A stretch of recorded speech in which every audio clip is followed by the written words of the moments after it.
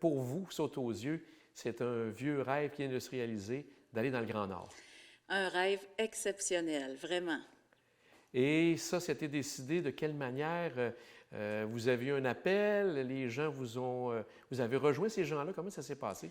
En fait, avant la pandémie, il y a même presque 3 ans, Sarah Frédéric, qui est une infirmière qui travaille à Kangirsuk, un village du Grand Nord, nous a interpellés pour nous dire on aimerait ça faire un projet avec les jeunes au niveau de la localité pour amener un projet positif, dynamisant, pour leur faire découvrir des nouvelles façons de travailler, puis éventuellement pour qu'ils puissent apprendre le métier et initier eux-mêmes ce genre de nouveaux projets-là qui, évidemment, développent la fierté pour qui les ont réalisés. Et Nathalie, donc, on est à quelle distance de Québec là, quand on part pour s'en aller dans le Grand Nord? Ben, en fait, c'est à peu près 1500 km en ligne droite vers le nord, dans la baie d'Ungava. Et puis, on prend l'avion de Québec pour s'en aller jusqu'à Kuujjuaq, qui est environ 2 heures et quelques minutes. Puis après, de Kuujjuaq jusqu'à Kangirsuk, il y a un 45 minutes, 1 heure de vol. C'est impressionnant parce qu'on voit vraiment la différence dans le paysage, là. On est jusqu'à Kuujjuaq, il y a des arbres, c'est des montagnes, puis à un moment donné, on arrive en s'en allant vers Kangirsuk où il n'y a vraiment aucun arbre. C'est le blanc total, l'eau, la glace, le blanc et le ciel, c'est ça. Et le tout s'est fait dans quelle période de l'année? On est parti du 16 mars au 6 avril. Donc ici, théoriquement, ça commençait au printemps, même si le printemps finit plus d'essayer de trouver sa place. Mais là-bas, c'est l'hiver complet. Donc on a vécu quand même les 3 semaines qu'on a été là-bas, les grands froids. On est arrivé, il faisait -50. On a vécu pour nous le plus gros blizzard de notre vie, mais pour eux, un petit blizzard. Puis, on a quand même vécu des belles températures aussi autour du zéro, moins 4, -5. Donc, c'était quand même intéressant. Et vous avez travaillé avec qui là-bas? Vous parliez avec les jeunes, mais est-ce qu'il y avait d'autres personnes qui travaillaient avec vous? En fait, c'est un projet de communauté. Hein? Pour réaliser le projet, on a demandé à Culture et Inclusion, un programme du ministère de la Culture et des Communications, de nous soutenir dans ce projet-là. Et aussi Brighter Future. Et dans cette dynamique-là, on voulait travailler vraiment avec les jeunes de la communauté. Mais là, dans le contexte COVID, il fallait évidemment trouver des astuces. Et le moyen le plus facile pour nous d'y accéder, pour rencontrer les jeunes, c'était par l'intermédiaire de l'école. Donc, on a travaillé en collaboration avec des professeurs, on a travaillé avec la direction de l'école, mais aussi les jeunes, on a travaillé aussi avec des aînés, parce que là-bas, dans leur culture, le savoir est détenu par les gens d'expérience. Puis nous, bien, ce qu'on voulait réaliser comme projet, c'est un projet identitaire, c'est vraiment notre créneau, l'identité, mais on voulait surtout avoir un projet dans lequel eux allaient se retrouver, et non pas notre interprétation ou notre œil à nous en tant que gens du Sud. Donc, on voulait vraiment qu'eux nous révèlent ce qu'ils étaient. Vous imprégniez vraiment de leur vie là-bas. C'est ça, exactement. Fait qu'on a procédé avec des entrevues. On a fait des entrevues de professeurs, mais toutes des gens qui viennent des Kanjiksumiak, c'est Miuk, Kanjiksumiuk, c'est dur à dire pour nous. Le village? Oui, exactement. Et là, ben, avec eux, on a défini les éléments de contenu qui pouvaient nourrir la fresque, mais les éléments de leur vie, finalement, de leur quotidien. Puis on a fait le même exercice avec deux ados, parce que quand on est arrivé, on a eu une température qui a fait qu'on était retardé d'un jour, puis la semaine de relâche s'en venait, donc on n'a pas eu accès aux jeunes tout de suite en commençant, mais il y a quand même quelques jeunes. On avait fait un groupe avec un des professeurs d'art plastique là-bas, Chris, qui nous a permis de rejoindre les jeunes par Facebook. Heureusement que Facebook existe, parce que même au Nord, c'est un des bons moyens de communication, même si les connexions Internet sont moins faciles que dans le Sud. Fait que un beau défi quand même, à tous égards. Et la fresque a été placée à quel endroit dans le village? C'est sûrement eux qui ont déterminé le lieu. Ben, en fait, non, parce que Ah, quand on est arrivé, déjà le premier jour, la directrice qui nous a vraiment accueillis, la directrice de l'école qui nous a vraiment accueillis, nous a prêté son camion. On s'est promené dans le petit village d'à peu près 500 habitants. Puis, on cherchait, on était parti dans l'idée que, oui, le projet pouvait se faire sur les petits cabanons comme à l'origine, mais on était ouverte aussi à trouver d'autres murs qui pourraient être plus intéressants, plus, je dirais, en contact avec la communauté, moins individuel, parce que quand on travaille le cabanon, il est chez quelqu'un. Donc, on a trouvé le mur parfait qui était l'usine de traitement d'eau, qu'eux appellent le water plant. Donc, étant donné là-bas qu'il y a le pergélisol, il n'y a pas de tuyau dans le sol, donc les gens vont chercher leur eau potable, tout le monde va au water plant. Puis ce bâtiment-là est en plein milieu du village, donc tous les gens vont à tous les jours ou fréquemment chercher leur eau potable. Et c'était un mur où il y avait une super belle visibilité qui était accessible au niveau du sol, parce qu'il y aurait peut-être eu d'autres bâtiments, mais qui nécessitaient des appareils d'élévation. C'était plus compliqué. Puis, en même temps, ben, on voulait que ce soit vraiment pour les jeunes, pour toute la population, comme Marie dit, avec les aînés. Puis, ce mur-là était vraiment idéal dans le contexte du projet qu'on voulait réaliser avec les jeunes. donc finalement, comme tu dis, ça n'a pas été difficile pour eux d'accepter ce petit compromis. Bien, en fait, on a tout de suite été rencontrer le maire de Kangirsuk. Puis, lui, il connaissait un petit peu le projet, mais c'est un nouveau maire qui est arrivé là.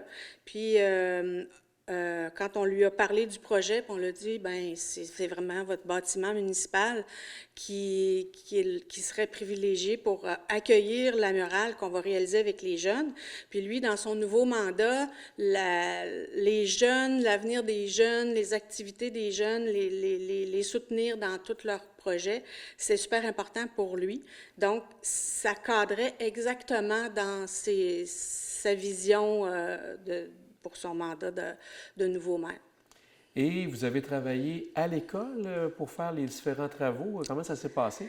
Bien, nous, en septembre dernier, 2021, on a envoyé par bateau cargo tout le matériel qu'on pensait utiliser, on le sait parce que c'est ce qu'on utilise pour tous les projets, mais là, fallait envoyer exactement tout ce qu'on avait besoin, donc les panneaux de béton composite qu'on utilise habituellement, tout ce que ça prend pour visser, pour préparer, pour les peindre, tous les pinceaux, tous les outils qu'on utilise en tant que peintre muraliste et plus, parce que là, on arrivait dans un endroit où on ne sait pas s'ils vont avoir les outils nécessaires pour visser, pour couper, pour tout ça. Fait qu'on a envoyé ça par bateau à l'automne passé. Donc, c'était l'équivalent de 10 panneaux de 4 par 8. Donc, ça donnait une surface potentielle de 10 panneaux de 4 par 8, mais qu'on avait coupé en 4 par 4 parce que c'est plus facile à manipuler. Fait qu'on a envoyé ça. Et puis, à l'école, ils nous ont prêté un local qui était en fait le local d'informatique qu'on a envahi avec tous nos panneaux, nos galons de peinture, nos pinceaux pendant toute la semaine, parce qu'on a réalisé avec les jeunes pendant toute une semaine, les jeunes de la maternelle, parce que là-bas, c'est une école primaire et secondaire. Il y a à peu près 150 élèves. Donc, tous les élèves de la maternelle jusqu'au secondaire sont venus donner leur coup de pinceau. Des fois, plusieurs fois. Puis, il y en a que les ados, c'était plus sous base volontaire. Donc, ils venaient, quand ils étaient en art plastique, ils pouvaient venir travailler avec nous, retourner. Puis, les jeunes, les plus petits, venaient en groupe ou en sous-groupe. Donc, chaque personne, puis même plusieurs enseignants sont venus contribuer au projet. Les petits ont surtout contribué en faisant leur empreinte Ah. avec leurs mains, parce qu'on nous avait dit que c'était quelque chose d'important pour eux, laisser leur empreinte et tout ça. Puis ça va tellement dans notre philosophie de travail aussi. Donc, les jeunes, les plus petits ont plutôt fait leur empreinte. Les plus grands, eux, ont vraiment contribué à peindre les personnages, les éléments de paysage, puis certains autres éléments à peindre. Puis, ben, ça permettait d'avoir différents traitements, mais la maquette qu'on avait travaillée la semaine avant était notre modèle, donc on les faisait travailler selon ce projet-là qu'on avait créé à partir des entrevues avec les aînés puis avec les jeunes. Marie-Chantal, quel était le titre de cette fresque que vous avez faite? Bien, le projet, dans son ensemble, s'appelait Kangirsuk couleur locale. Kangirsuk étant le nom de la municipalité ou du village. Et le projet, l'œuvre, on l'a appelé Communauté. Et en Inuktitut, communauté, c'est Nunalik.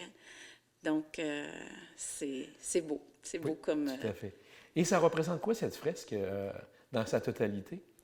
Bien, dans sa totalité, en fait, les gens nous ont beaucoup parlé du monde des femmes, du monde des hommes et évidemment de tout ce qui est, je dirais, les activités traditionnelles, mais qui sont demeurées d'actualité. Donc, évidemment, la pêche, la chasse, la cueillette et du côté, dans le fond, quand on parle du côté des femmes et du côté des hommes, c'est que les femmes vont traiter, arranger les poissons, les bêtes.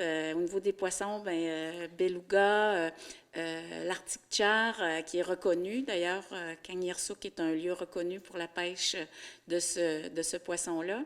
Puis aussi, bien, le phoque du côté animal, puis le caribou. Donc, je dirais que c'est ce qui est le plus... c'est ce qu'on voit le plus. Évidemment, ce sont des éléments qu'on a voulu voir aussi dans la fresque. Et les femmes, en plus de traiter la nourriture, bien évidemment, ils s'occupent des enfants, ils doivent les vêtir, donc ils arrangent les pots pour les vêtir. Donc, ça se fait... Ça se fait encore comme ça aujourd'hui. Puis, traditionnellement, dans les igloos, aujourd'hui, on sait, les igloos, bien, ils ne vivent pas à temps plein dans les igloos, ils vivent dans des maisons, mais au niveau de ça, traditionnellement, il y avait un feu qui était entretenu par les femmes. Et ce feu-là permettait de se réchauffer, mais aussi de nourrir toute la famille. Donc, on retrouve cet élément-là. On ne peut pas vous nommer plusieurs semaines plus tard tous les noms en Inuktitut parce que c'est pas facilitant, mais c'était un grand apprentissage à plusieurs égards. Donc, je continue. Du côté des hommes, évidemment, on voit les chasseurs, les pêcheurs. On voit aussi traîneaux à chiens. Il y a des compétitions qui se font. Donc, le personnage, on voit qu'il y a un dossard en arrière de lui parce qu'il est en compétition. Et après ça, bien, le feu, qui est le Oulik, cela me revient, j'espère bien le prononcer. Le feu devient une aurore boréale. En fait, la flamme devient une aurore boréale. Et dans cette aurore boréale-là, bien, on voit la petite ours où il y a l'étoile polaire. Donc, il y a plein, c'est truffé de plein de petits détails qui nous ont été nommés, qui sont importants pour eux, qui sont des références. Et, Et que vous avez pu constater aussi, parce que tu parlais des aurores boréales, j'ai vu quelques photos, c'était de toute beauté. Le paysage aussi, donc tout était agrémenté par rapport à tout ça. Vraiment. Nathalie, raconte le premier soir. Bien, en fait, le premier soir, on aimait ça, aller voir les jeunes. Le seul lieu qu'ils ont présentement pour se rassembler, c'est jouer au volleyball dans le gymnase de l'école. Donc, nous, pour établir un contact, puis les voir, puis tout ça, on allait les voir parce qu'on joue pas au volleyball, mais ça nous faisait plaisir d'aller les voir. Puis un soir qu'on est reparti du gymnase, puis on s'est promené un petit peu dans le village parce qu'il faisait plus clément, on dirait, même les jeunes se sont moqués de nous parce qu'on avait nos tucs, nos gants, mais il faisait juste -4, puis ils ont ri. Ils ont dit, pourquoi vous avez vos tucs puis vos gants à -4, on met pas ça, mais là, bon. Mais quand même. Puis, on jasait, puis à un moment donné, on s'est tourné, puis on a vu les aurores boréales qui sont apparues par magie, parce que c'est de la magie. Puis, ça nous a vraiment impressionnés. Beaucoup de gens nous en avaient parlé, mais les voir en photo, c'est magnifique, mais les vivre, c'est une expérience hors du commun. Hors du commun, que nous, on ne voit pas tant que ça. Pour eux, ils en ont peut-être à tous les 2-3 jours, ou on ne le sait pas parce qu'on n'était pas dehors nécessairement à cette heure-là, parce que c'est plus pendant la nuit, ou en tout cas quand il fait complètement noir.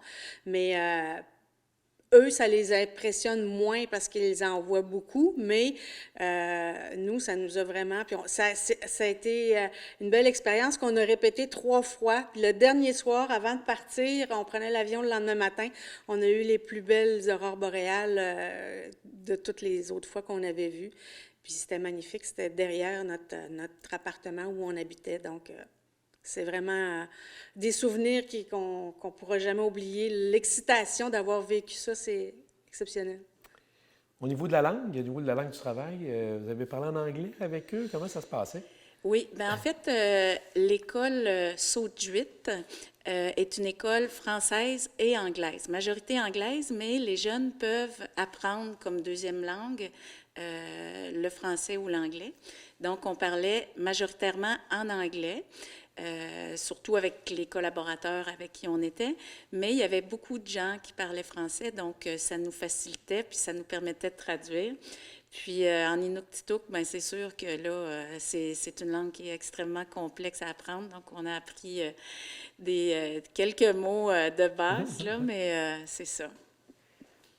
Nathalie, ton plus beau souvenir, on a parlé des aurores boréales, mais quand tu vas te remémorer ça dans quelques années, quand tu vas penser à ce grand voyage au Grand Nord, ton souvenir principal, ça va être quoi?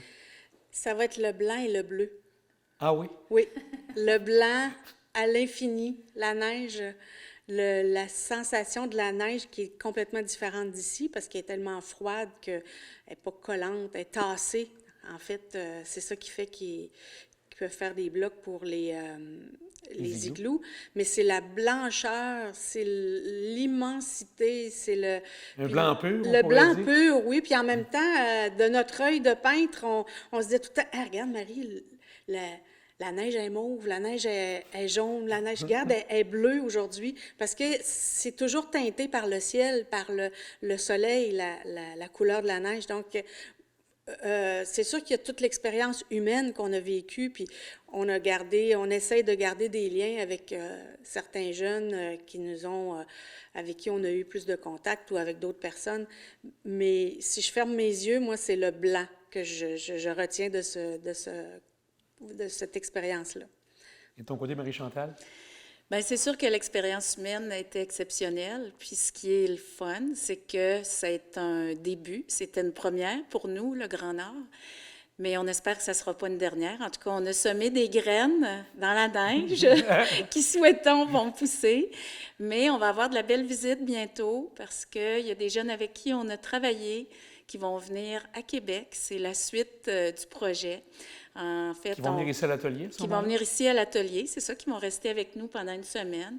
Puis on souhaite faire la tournée des fresques à Québec, puis essayer de leur transmettre le plus possible d'outils théoriques, puis pratiques, pour qu'ils puissent prendre leur envol et eux-mêmes initier des projets de fresques et poursuivre au niveau identitaire ce qui les représente bien et qui les rend fiers. Je prends quelques instants parce que vous avez vécu quelque chose de très extraordinaire là-bas dans le Grand Nord, mais on est aussi devant quelque chose de très extraordinaire aussi ici à l'atelier. Vous travaillez sur quoi présentement?